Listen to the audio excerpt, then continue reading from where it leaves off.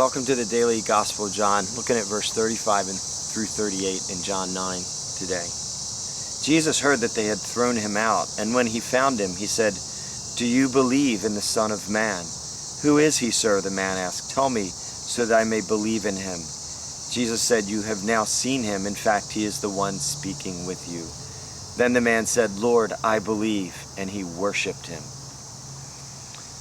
Okay, so this man, because of his speaking the truth about the healing that Jesus had done for him, he was cast out of the synagogue, cast out of the society, and perhaps feeling pretty alone at that moment, cut off from friends, relatives, all support, everything.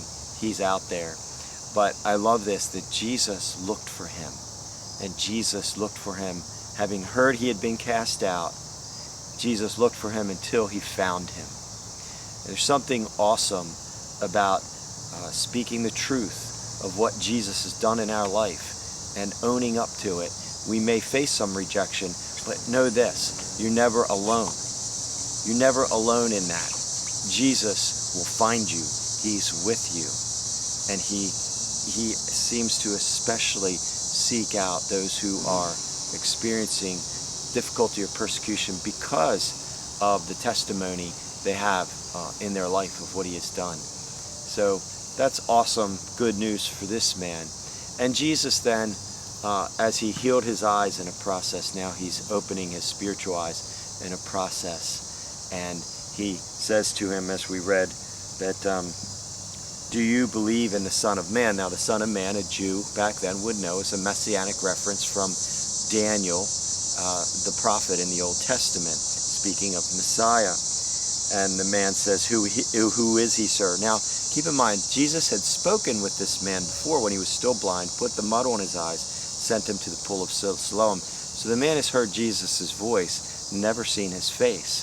When the man came back from the pool of Siloam, he faced this inquisition, and Jesus wasn't right there, at least as far as we know. And so he didn't know what Jesus looked like, but I'm thinking he's probably recognizing his voice. Jesus said, "You have now seen him.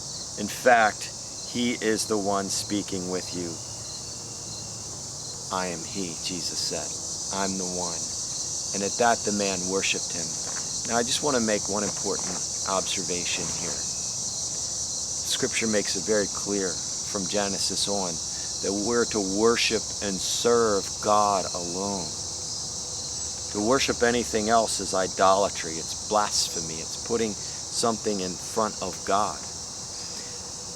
When an angel would ever appear in the biblical account, because they were such magnificent beings, a person often would fall on the ground and begin to worship, and the angel would always say, no, get up, I'm just a servant too, don't worship me, worship God alone. Here, Jesus is receiving worship, and in so doing, he's either declaring, "I am God, yes, you may worship me," or he is blaspheming and guilty of idolatry and participating and encouraging this man's idolatry. If he were not God, he should have said to this man, no, sir, get up. You worship God alone. Jesus didn't say that. In the last chapter, we read where Jesus said, before Abraham was, I am. And in using that I am, he said, I'm the God of the Old Testament, the God who appeared to Moses at the burning bush. So any of these religious organizations, I refer to them as cults because they don't hold to the core teachings of the gospel that would deny the deity of Jesus. There is no way they can explain this. It's very clear. Jesus received worship. Well, thanks for watching. God bless.